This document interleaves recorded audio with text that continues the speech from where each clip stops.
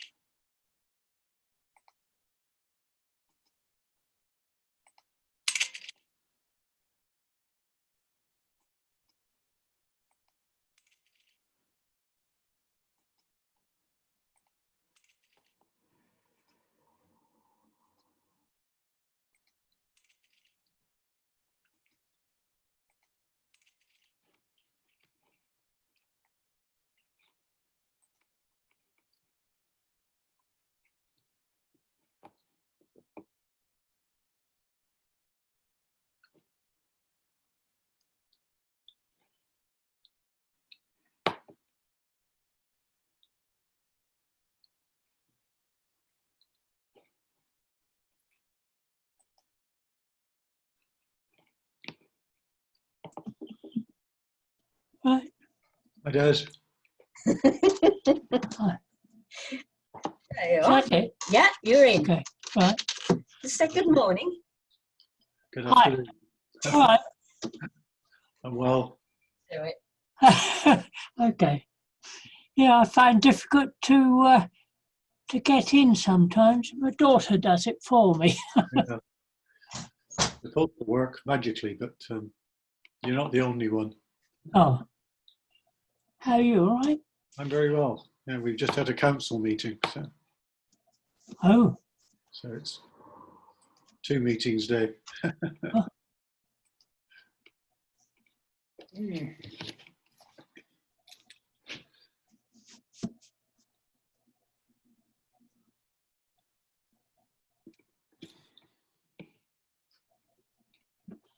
I must say I'm pretty fed up with I haven't, because of my age and so on, I haven't been out since March, except to go to the doctor. Yeah. And it's a bit, I mean, I go in the garden, yes, but Yeah. there we are, a bit demanding. It's the 19th of August, or 17th of August is the next Yes, day yeah, about shielding, isn't it? yeah, see how it goes. Yeah. Will you feel okay about going out if the advice changes? Yeah, I think that usually it's only a question that my daughter takes me. I can't drive anymore, so he takes me in the car wherever I'm going, and as long as the only thing I really need is a haircut. I had mine done last week, which was Yeah.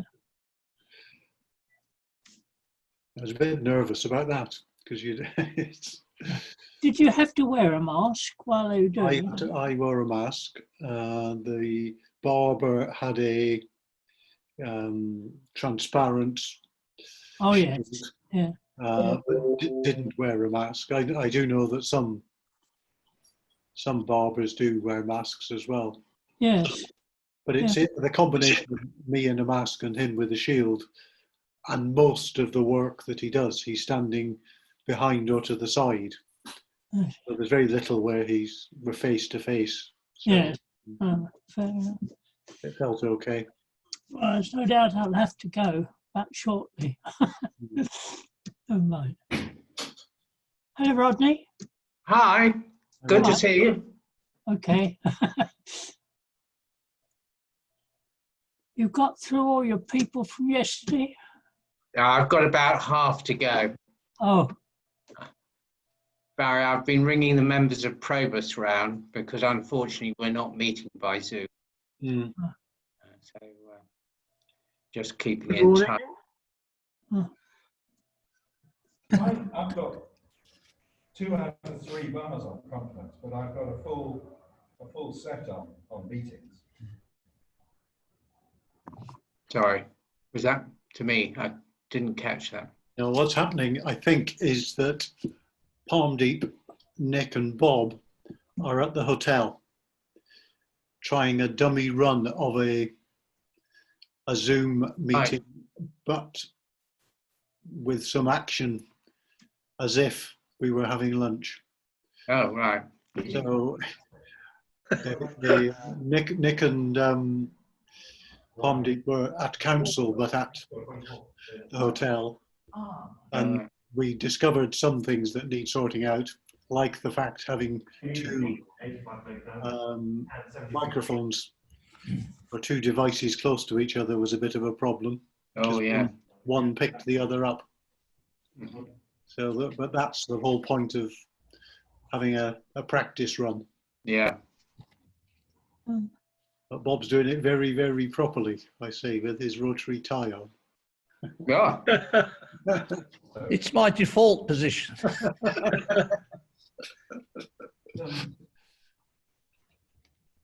I think I've only worn a tie 3 times since March, and one of those was at a funeral. You'll need to mute yourselves, I think, for now. Is it you, boss? Okay, yeah. Everybody, Morning.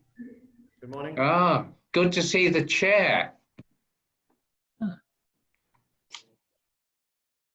So yeah, we've managed to make it there. I'll just swing you around.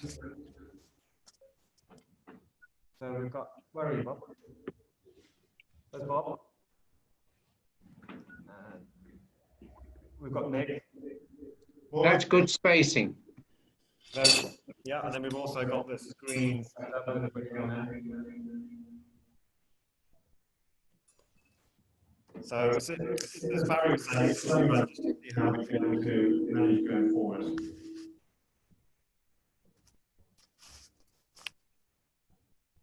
Are you all well?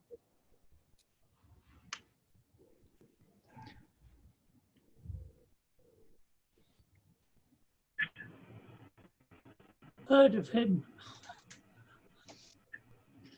Are you all doing okay? Surviving. Good. Mate. Hi, Des.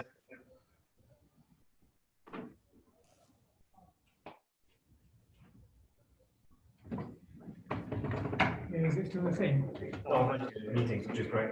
Oh, is this what's the Wi-Fi speed like? Like 90 up, 90 out on meeting. That's Oh. nice one. Yeah. Thanks. Is the woman your Marina. Marina Karina? No, it's Maria Parrott. Okay. Audio. Okay. It's just David sent me something through. He had an inquiry from Marina Karina. No, it's not that.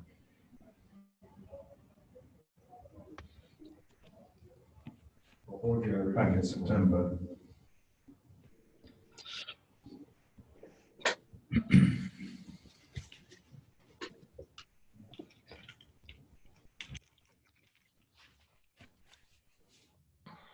Hi, Chris.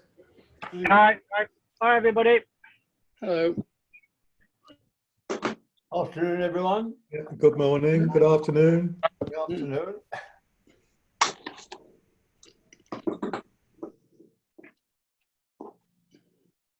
Checking on our screen.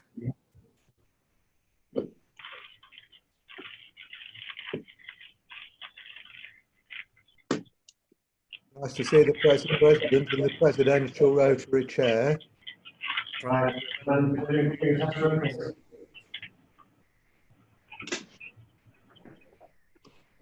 Good to see you, John. Morning. Sorry, I was just having my lunch between meetings. Patrick. Derek.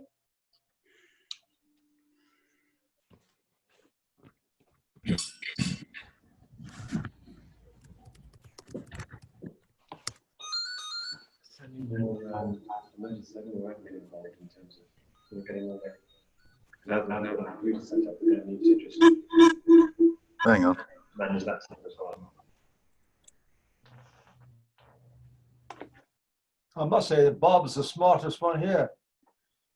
Yes. Oh, no. No question. Bob, are you up for a job interview or something? As I said earlier, it's my default position. Right, okay. I'm making sure I'm not standing up. That's true. Well, I have just put some trousers on, so.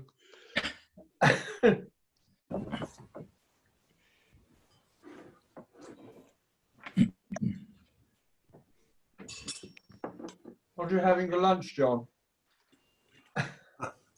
It was a brie and grape filled roll. Oh, Very nice.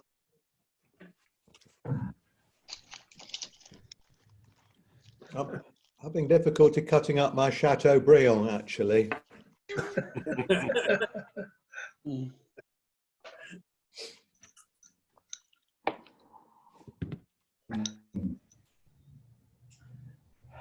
Just checking our speakers. Coming in from Malaysia. So, he should be with us. There we go. Great.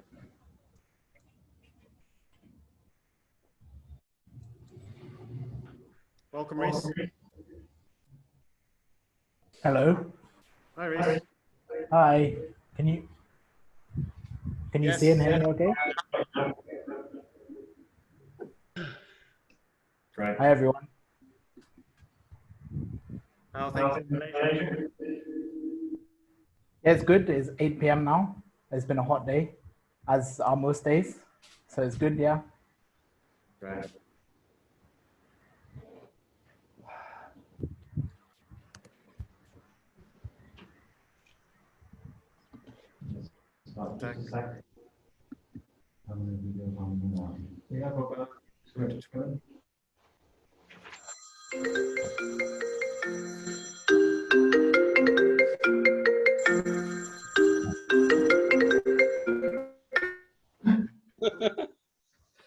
One less. Everybody, that's the best way now.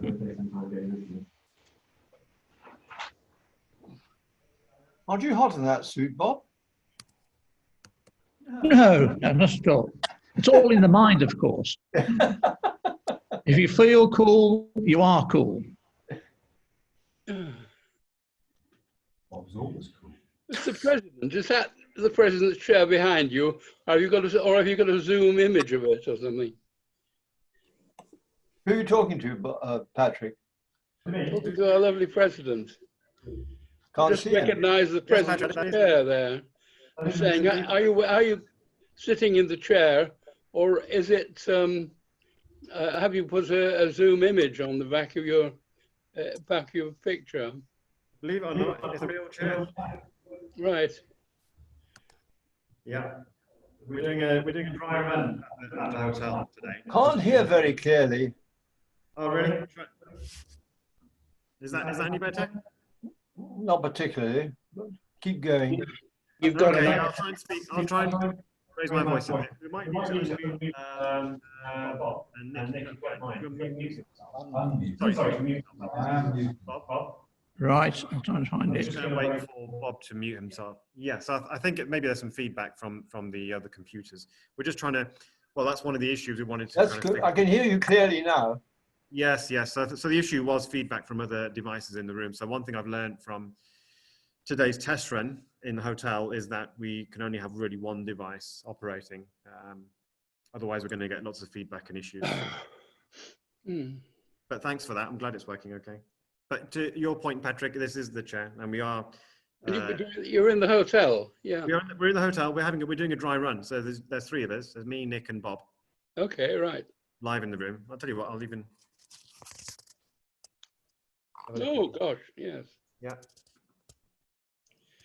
Yeah. It's certainly a very different atmosphere to usual. There's some NHS workers here, apparently, staying. But the staff was saying that there's Oh, is that Tim? Oh, great. Well done. So Tim's just made it in. So let's get going. Thank you all for joining the meeting today on the 10th of August. I'm Parmdeep Videsha. Just going to run through the. Speak up. Okay. Yeah, I'll speak up. Okay. Is that better? Yes. Okay. So do we have any guests or visitors? Not today. That's fine. I guess I count as a guest, right? Yes, yes, we will be introducing you once you come up to speak. Okay. So any greetings from other clubs? Not today? Okay, great, we'll move on. Any notices from the secretary, Barry? No, I don't any. Okay. Anything from any committee chairman?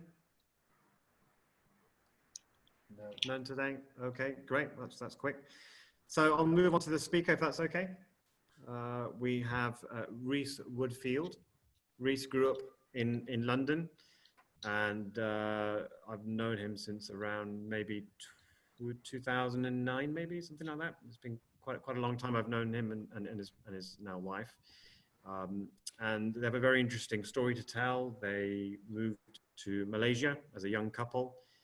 Rhys had a very successful media business, which involved him eating Malaysian food and talking about it, which is kind of odd, but it worked and did very well. And he managed to sell that business. And now he's in Malaysia with his wife and child. So I thought it'd be interesting to hear about what kind of business models young people are using nowadays and how that works, and just kind of get a feel for also what's going on in your part of the world, Rhys. So thanks for joining us. And Rhys, please take it away. Hey, thanks for having me, Parmdeep, and hi everyone, good afternoon. It's evening here now, just about 8 p.m. What I'll do is I've got some slides, so I'll just share my screen and go through the slides really.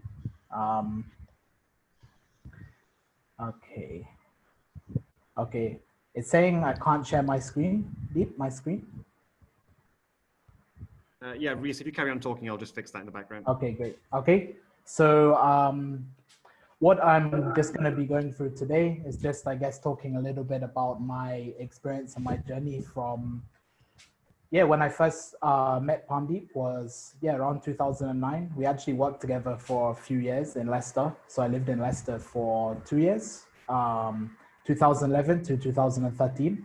And since 2013, we've been in Malaysia now. So it's coming up to 7-year anniversary, I guess you could say here. So I've spent the majority, I guess, of my adult life so far not actually in the UK. And Parmdeep invited me on just to talk a little bit about the sort of things that I'm up to here, as well as a bit of the story about how I ended up here and what sort of business and the kind of business we're doing now. So I have got some slides which I'll be sharing, but I'll just start talking, and then when the slides come up, I'll go into the slides. So I actually grew up in Surrey, just south of London. As I mentioned, I moved to Malaysia in 2013. I actually didn't go to university myself. I started freelancing straight away after finishing my A-levels. So at 18, started doing freelancer projects. Back then it was mostly in marketing, web design, that sort of thing. And then that's how I got involved with Deep. We did some stuff with property and his property business for a couple of years. And my most recent venture, so it's sort of fast forwarding now almost 10 years, is actually just built a media company here in Malaysia, which we actually were acquired last year by one of Malaysia's leading TV production houses. So I thought I'd share a little bit about that because it kind of went from freelancing and doing marketing stuff to moving the other side of the world. And then I guess you could say accidentally built a media company. It was never in the plan, but it sort of just happened. And that's what I'll be just sharing. I still can't share the screen, Deep. I don't know, do you want me to carry on without the slides or? Yes, please carry on. Yeah, I can't find the button to do it, but when I do, I'll let you know. Okay, sure. Thanks. So I thought I'd cover 3 parts in today's talk. firstly, how I accidentally built a media company. It was never part of the plan. I guess if you look at the life plan and the career path you had out, it was never part of the plan to do that. And then I'm also going to share a little bit about the business model and what we do with creating content videos specifically for digital platforms, Facebook, YouTube, that sort of thing. And then finally, I'm just going to touch a little bit on, I guess you could say it's the opportunities now. You know, we're going into this new normal, everything's on Zoom, you know, like virtual stuff, and actually the opportunities that this opens up, I think, for business moving forward. Yeah, so the first section, I called it how I accidentally built a media company. As I mentioned earlier, previously I was freelancing. I was freelancing in the UK. Back then I was doing digital marketing, website design, that sort of stuff. And I moved to Malaysia in 2013.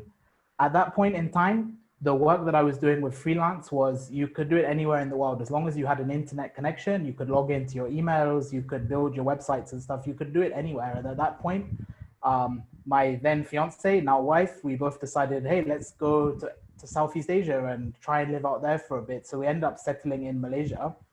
The advantage of that is obviously the living costs are a lot lower, and your clients and customers are paying in pounds and pound sterling and USD. So you get that advantage there that you can live a more comfortable life on a lower amount. The term that gets thrown around a lot, you guys might have heard of it, is digital nomad, this idea that you can sort of go around anywhere. As long as you have an internet connection and you have your laptop, you can work from anywhere. So that's what I was doing for the first 3 years that I was in Malaysia. And yeah, and then my wife, she's actually half Malaysian, which is kind of how we ended up settling in Malaysia. And I started to learn the local language, the Malay language, just as a hobby, you know, like I think at that point was starting to get a bit serious about settling down. So I started learning the language as just a side hobby. And one of the things Malaysia is definitely quite well known for, I don't know if you guys, any of you guys have been before, is a food heaven. You know, there's so many different types of food. You could eat a different type of food every day for a year and there'd be plenty to choose from. So I actually started writing about the food in Malay just to practice, you know, like how to build the sentences and the vocabulary and stuff. And I then started to do videos just talking about the food that I was eating in Malay, just for a bit of fun, just to see, you know, I'd send it to my friends and say, hey, can you give me some feedback? What's my Malay language like? That sort of thing. Ask Reece to try it. Do you want me to try now? Yeah. Okay, there we go. Magic. Okay, magic. Can you see the slides now? You could give me a job. All I'm doing at the moment so far is just reading off the slides. So everything I've said there has been covered. Yeah, so like I said, I just started making these videos just for fun, really, just to practice the language. And actually, this is where I guess you could say it all started. One of my friends, he studied aircraft engineering, a local Malaysian guy, but his hobby was making videos. He had a camera, he had some basic equipment. And one day he said to me, hey, why don't we start making videos a bit more professionally? You know, I'll come and help you film, I'll help you edit, you do the talking. So we just decided to make a video review, if you like, of one of Malaysia's most famous dishes. It's a rice dish. It's basically rice cooked in coconut milk and served with some side dishes, but it's one of these foods that you can find everywhere in Malaysia. And it was just sort of fun. One Saturday we got together, we went down to the shop, made a quick video, posted it on YouTube and Facebook just to see what it was like. And within 2 days, we actually got over 1 million views and 10,000 comments. It just completely blew up. I mean, people would say it was viral. It was just, we never really expected it. You know, we just did it for a bit of fun. And then the next day we opened it up and saw that it was getting hundreds of thousands of views, tens of thousands of comments. And that kind of sparked the idea that actually maybe there's something to this, you know?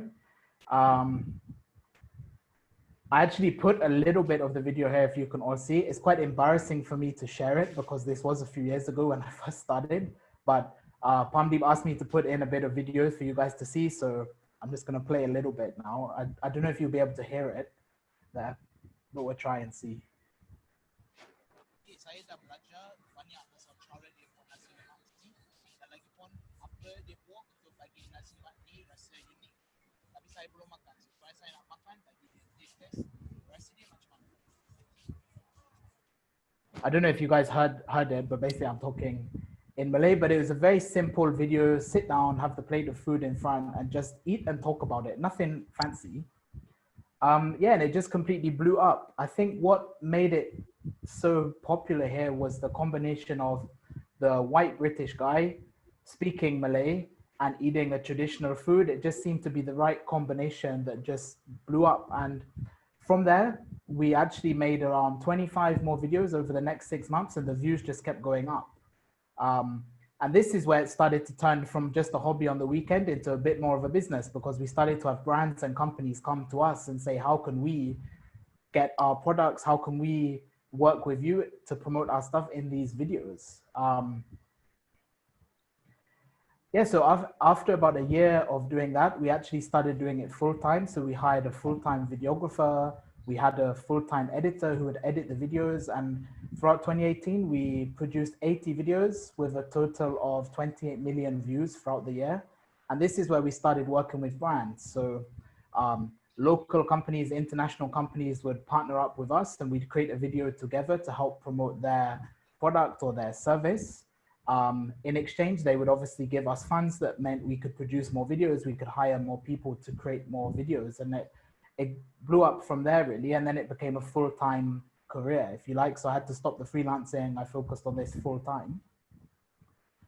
And yeah, what was interesting at this point is initially it was I guess you could say the shock value of there's this British guy coming here, speaking the language, eating food on camera. That was what gave it that initial boost, I guess. But what we found is that this concept of producing videos, posting them on YouTube, Facebook, other social media would actually work with anyone. It didn't necessarily have to be the white guy talking Malay. It would work with local Malaysians, and it didn't just have to be about food. It could be about travel. It could be about automobiles. That concept of making these videos for social media and matching it up with brands and companies that would put funds in worked. So we just kept replicating it out. One of the reasons why I think it went quite well was at the time in Malaysia, there wasn't this concept of these brands that would be spending money on advertising weren't going to individual small companies or small teams of people to create videos. They were going to bigger agencies. So it was I would say we're one of the first to consistently make videos like this. And from there, the next level was we started to not just make videos for Facebook, YouTube. We started making them for streaming platforms. We put some in-flight entertainment. We started creating some mini series for TV. So it sort of all grew up from there, really. And yeah, this led to last year in 2019, one of Malaysia's leading TV and content producers, a company called Celebrate TV. They approached us, and after quite a bit of discussion back and forth, they ended up actually acquiring a majority share of our company. They basically brought me and the initial partner that started this a few years ago and put that company underneath their umbrella. So now it's expanded far beyond just me doing videos about food, but we're producing content for digital, Facebook, YouTube. We're producing shows for TV. There's the Malaysian equivalent of Netflix, like a local version called iFlix. We've produced some series for them. And at the moment, as I mentioned, it's not just about me eating food. Now we have 5 different other hosts who make videos in-house, and it's sort of grown from there. So it's not just that hobby anymore, but something full-time. And since we've been underneath this company, it's just expanded out from there, really.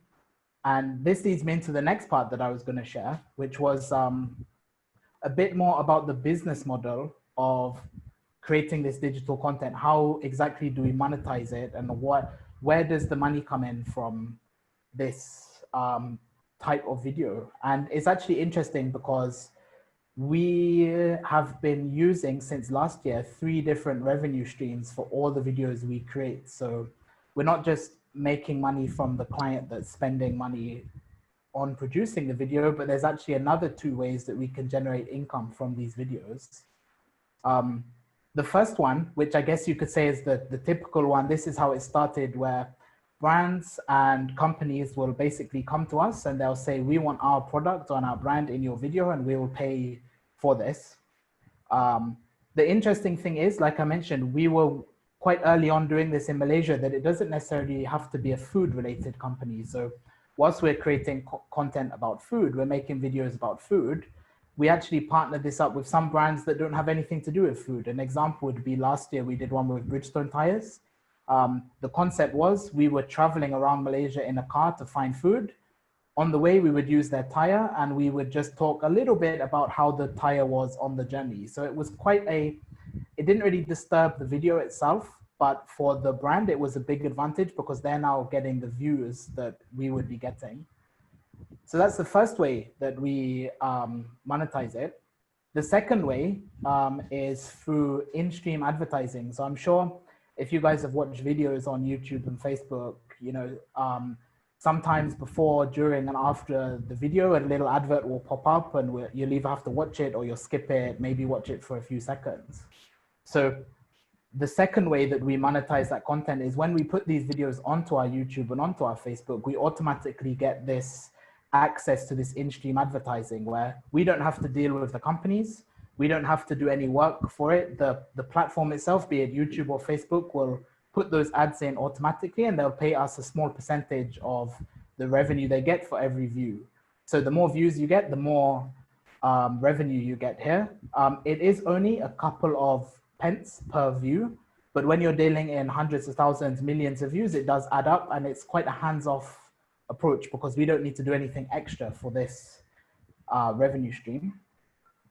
And the last one, which is quite interesting, which I don't think at the moment anyone in Malaysia is doing as yet, is through licensing and royalties on those videos. So when we create these videos for our YouTube and our Facebook, there's still a demand for these videos on other platforms. So these platforms basically pay a licensing fee for them to have this content, these videos, put them onto their platforms, and they'll pay a small licensing fee for that. An example would be in-flight entertainment. So at the end of last year, we came to an arrangement with AirAsia, which is a very big budget airline in this part of the world, where they are basically paying us to put our content into their in-flight entertainment system. So it's not a lot of money, but it's an extra way that those videos can be monetized other than just the brands and other than just the adverts that appear. So yeah, we're monetizing it 3 times, if you like. I did put an example here just to sort of maybe make it a bit more visual, is that if, say, for example, we produce one video and the cost would be in Malaysian ringgit, would be 5,000 ringgit. So we would charge the brand in the initial instance around 10,000 with a rough margin of around 50% basically to produce that video. Over 1 year of that video being put on YouTube and Facebook, it can earn around 5,000 in the in-stream advertising revenue. And then again, if you license that video out to, say, in-flight entertainment or to other platforms, it can make around 3,000 to 6,000. So by adding on these 2 additional revenue streams, our gross margin per video goes from 50% to around 70 to 75% without any real additional costs. There's no extra direct costs associated with those 2 extra ways to earn revenue, but it increases the margin quite a bit. So that is effectively a brief summary of how we monetize the videos and how it turned from just eating some food on camera into a whole business, if you like. And my last point is that I just wanted to touch on is, as I mentioned earlier, maybe the opportunities that there are now in the new normal for people that are creating content online. Talking a little bit from the experience here in Malaysia. So we went into quite a strict lockdown from 18th of March until 7th of June. It was quite strict here in the sense of you weren't allowed out the house at all companies had to close. It didn't have much flexibility, like we weren't allowed out to exercise once a day. You know, if we went to the shops, it was very heavily controlled, so everyone was sat at home. And during this time, obviously the internet usage peaked. And on average, Malaysians were spending 7 hours, 57 minutes online every day because everyone's at home. So the demand to watch videos on Facebook and YouTube and watch these online videos just shot up. Our views went up by 20% just during this period. And the advantage was for us is we were still able to produce videos for people to watch, despite the fact that everything was closed down and other people were struggling because they can't go out to create videos. We were still able to produce videos to meet the demand of the audience. We actually twisted our strategy slightly and we started to make videos using Zoom and all these online tools, a bit like what we're using now for us all to have our meeting. But we started using that to create videos, which worked quite well because everyone was adapting to this new work from home style where it's quite normal to be in front of a laptop, see the webcams. People were starting to get used to that. And people were accepting watching videos that were also in that format. So we could have different people in different locations, all on a Zoom call at the same time. We could film it, we could edit it up slightly, and we could create fresh content then, which gave us an advantage over other people that were stuck without able to go out and create content. I think, especially over there for you guys in the UK, and I know in the US and Europe, this style of creating content, I think people have been doing it for quite a while, but in Malaysia, there was nobody really doing it. So I guess you could say we were one of the first to start doing this here. And it worked quite well for us because we started this very early on in the lockdown when everyone else was still not sure what was going on. We started it straight away, which also meant we had an advantage there as well. And I think where the opportunity is in the future with this new normal is, despite the fact that for us in Malaysia, our lockdown has ended now, we're still producing content this way. We're still doing it virtually using Zoom and filming like that, which makes it a lot faster for us to produce because we're not having to go out to film on location. It also means it's lower cost because there's less cost involved to film something on Zoom than to send a camera crew around and film on a location.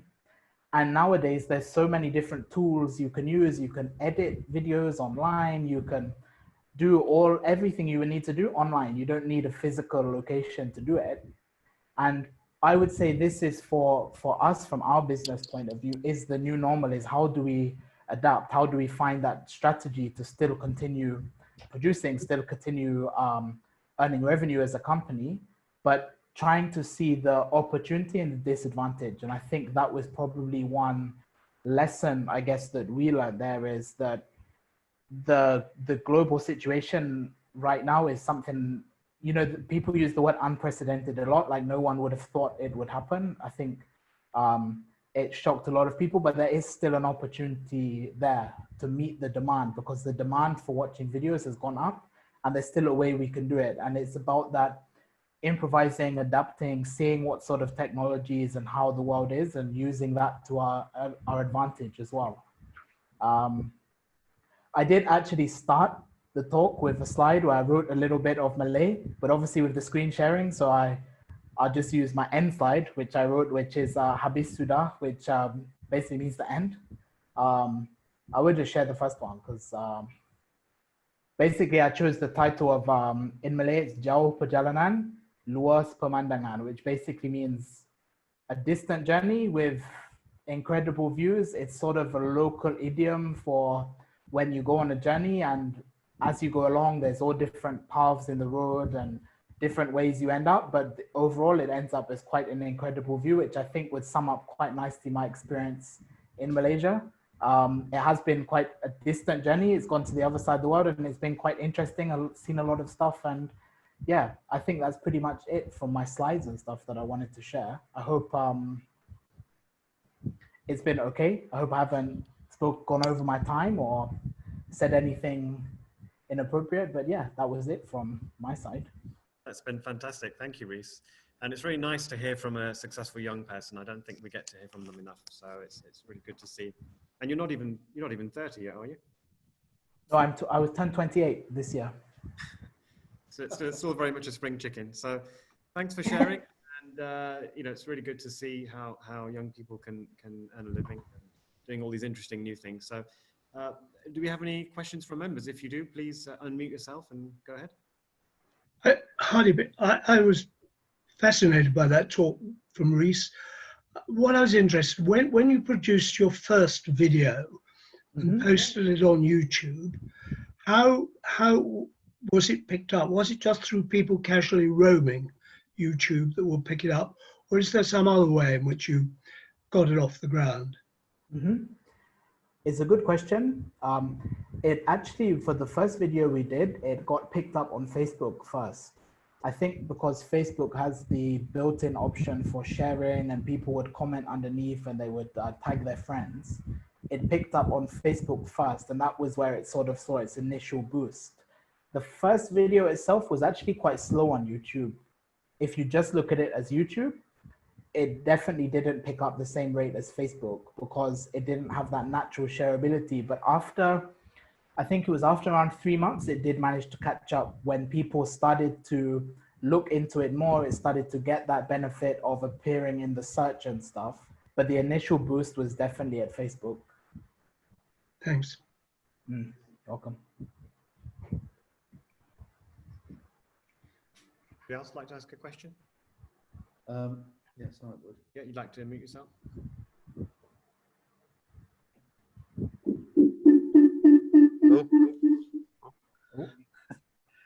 Reese, I'm fascinated. Can you give me? I can well understand the one about food, and because I love food myself. But can you give me some examples of the other sorts of content that you've expanded into, please? Okay, I can give a few examples. It's a good question. Hang on.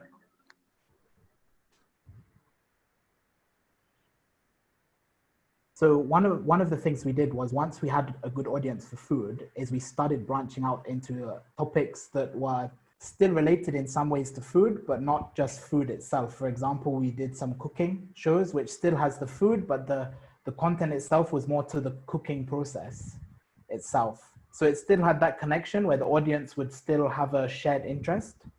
Some of the other ones we did that were very out there was we started a talk show where the concept was similar to, I guess you could say, a TV talk show where people would sit down and they would talk about trending topics. That was just an idea after seeing what the market is interested in, what people are talking about. Can we take that and make it into a format that we can do regularly?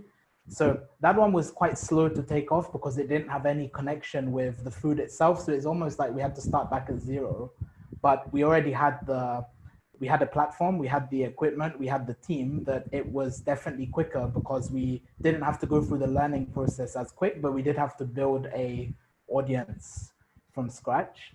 Another example that we did recently was actually for car maintenance, where the concept of the videos is teaching in step-by-step detail how to service and maintain your car yourself. For example, changing the oil, fixing minor things like that. So again, it was the same thing. It was something completely different, but we started from zero. We had an idea for what people would want to watch.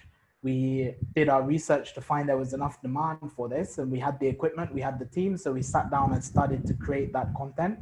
That one is still growing now. It's definitely slower because you are starting from scratch. But I guess the simple answer would be, it's looking at where there's a demand for videos and then trying to match that up with a type of video that we can, I guess, fill that demand. Does that make sense?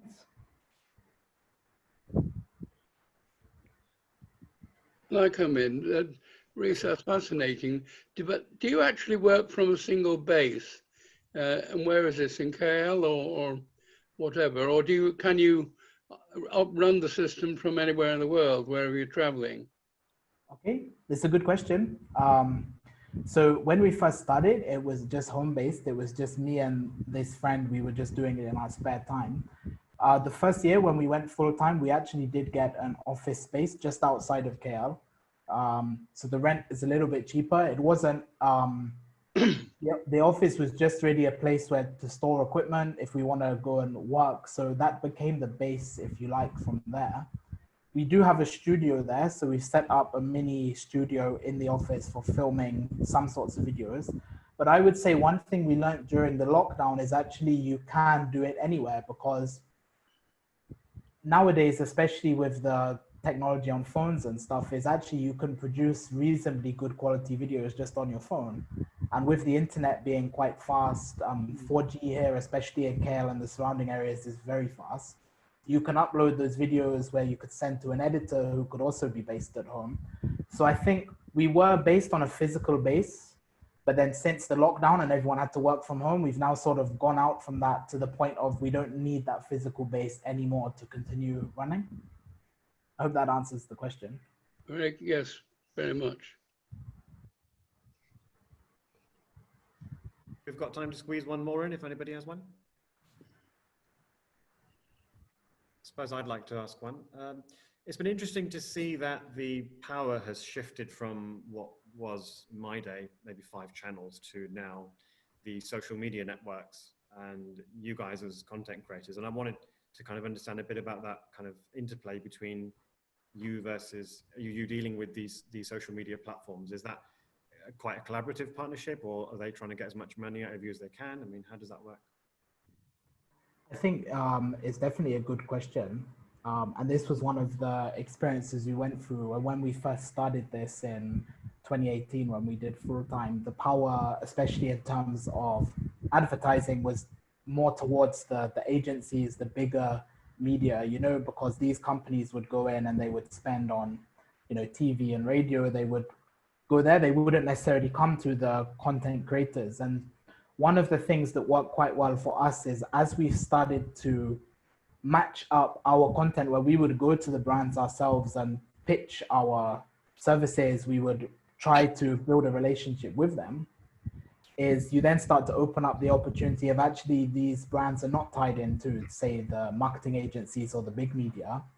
And as we've gone on now the last 2 years and started to build up, I guess you could say, this community of smaller content creators, maybe they are just people making videos in their spare time, but actually there's hundreds, if not thousands of them, versus say 1 or 2 of, I guess you could say, the bigger traditional media. So actually when you come together as a group, one thing that's quite good is as we have a good relationship with these brands anyway, you're sort of matching up where you're dealing directly with the brand, and then you can, I guess you could say, link up or connect them with these other content creators out there without having to go through one of these bigger agencies or one of these big players, if you like. I hope that answers the point. I think I maybe misunderstood the question. I don't know. Yeah, no, I'm just thinking, I think life's a lot more difficult now for a big brand, isn't it? Because there was a time when they had the economies of scale to buy a shed load of ITV advertising or whatever, and the small guy couldn't compete. So there was an advantage there. But now it's gone the other way. You know, they're having to deal with all these kind of micro niche content creators like yourself. And so they've kind of lost the advantage they had once, because all the money's seeming to flow towards people like you, who can allow a brand to very much target exactly who they want to see that advertisement. Yes, and that's just on that note, one thing where some agencies have done quite well, marketing agencies here, is they have created a package now where they will work together with all the smaller content creators for the brand. So the brand will deal with the agency.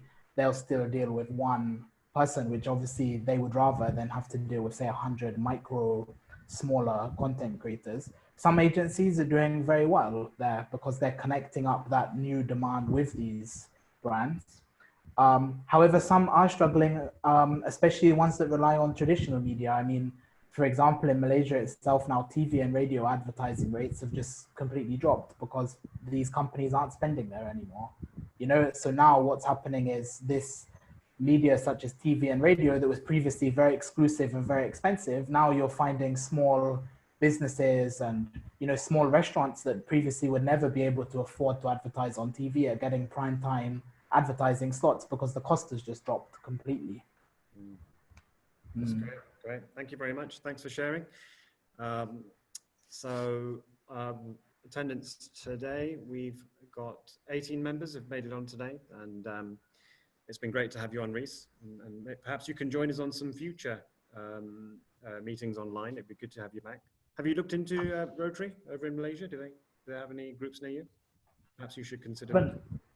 I haven't looked yet. However, after this and after we spoke the other day, I'm going to look into it actually. Especially now, you know, we can do it like this sort of format, you know? Yeah, yeah. I'll just say there are several very welcoming Rotary clubs in Kuala Lumpur and several other places in Malaysia that I visited when I've been traveling. So I'm sure you'd find a big welcome, especially if you had gone to the trouble of learning Malay. I can always get a recommendation letter from Palm Deep as well, right? Help me get it. Of course, that's a given. We can look it up on the international directory. Okay, nice. Thank you. We'll sort you out. Okay, so the next meeting, we're going to have District Governor Peter Berry will be joining us. And Andy, sorry to interrupt. Can we have an update from Richard? Yes, of course, if Richard wants to. Yeah, Richard. Maybe he's muted. Yeah. Can you hear me now? Yes. Yep. Yeah, there's not a lot to say really, other than that the mini Leicester surge didn't even cause a ripple in UHL.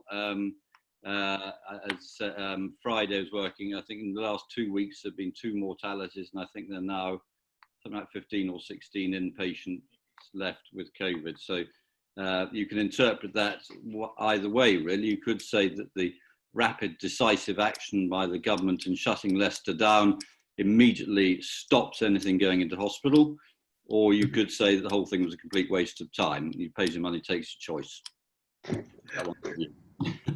And you're safe in Melton, are you? Oh yes, absolutely. Well, we now have checkpoints somewhere around the roundabout of the Hobby Horse, just to make sure we're safe. So we're okay. Good. Oh God. Great. Thank you, Richard. Next week we have District Governor Peter Berry who will be joining us. The speaker will be Diana Perry, who's going to talk about the history and work of the Ectodermal Dysplasia Society. I hope I've said that correctly.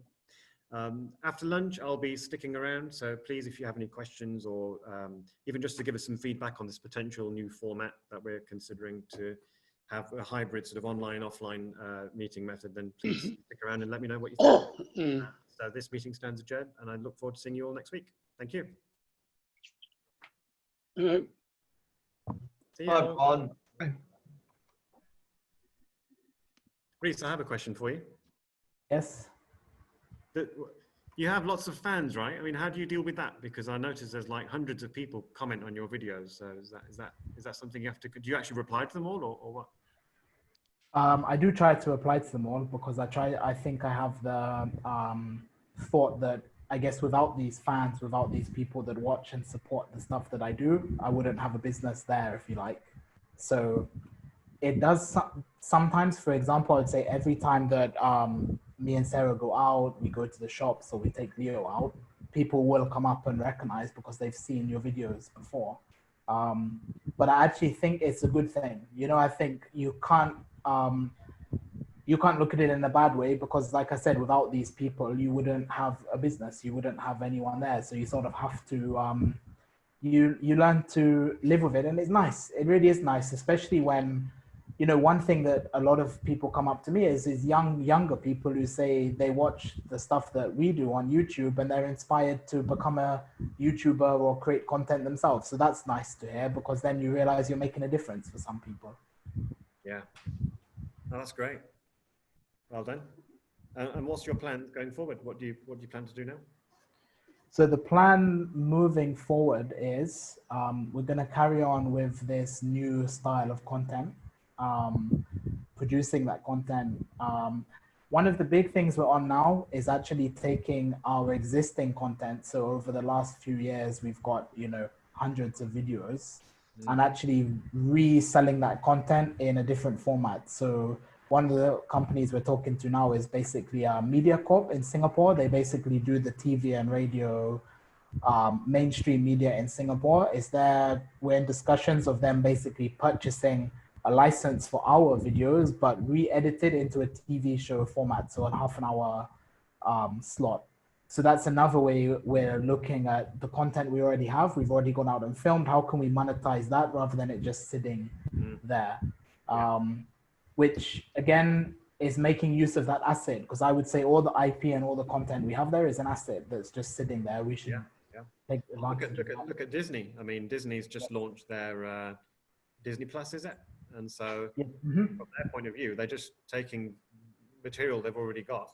So in some cases, you know, tens of years, decades old, and cleaning it up and putting it and streaming it online and charging for it. Yes. You know, they're not having to produce anything new.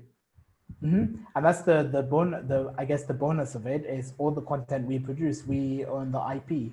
So even though it's been filmed for a brand, it's been licensed out to in-flight entertainment, that raw footage is our intellectual property. We can do what we like with it, which is really good. That's great. Thanks very much, and all the best to your family as well. So if any, go ahead, Patrick. Just to say, Palmdeep, I think the vision, the views of the different directions of the meeting room at the Grand looks coming up very well. That's all Tim's work. He's been moving the laptop around. Which one do you like? Because we're thinking of having several. This one probably will need to stay close to me, the one I'm on, because the microphone is close. And we've got another one, which is the one you can see there that Tim has just set up. And I suppose if you like that one, or we can move it around. And I think that one. The other thing is that presumably you would or still put the images up on the Zoom then, using a share screen, will you? Well, you mean from the room itself? Yeah. Well, if you have a seat in the room and wants to show a PowerPoint or whatever. Oh, I see. If somebody's in the room and wants to show a PowerPoint, then it will be exactly the same as Reese just did. So imagine you just swap Reese for somebody in the room. They would have their PowerPoint would go on the screen for everybody else. Yes, that's correct. Put the share screen on. Okay, yeah. Yeah, that's something I'd need to test, but I'm sure it'd be absolutely fine. It would be as if it would actually just be me sharing a screen, my username. Because I'm doing something in the middle of September, I need to make sure we can do this. Yeah, we'll manage. Before I start setting up my images. Yeah, we'll take care of you, Patrick. Don't worry. Right. Okay. So if we're all done, thanks for joining in today, and I'll see you all next week. Thanks. Thanks, guys. Bye. Bye.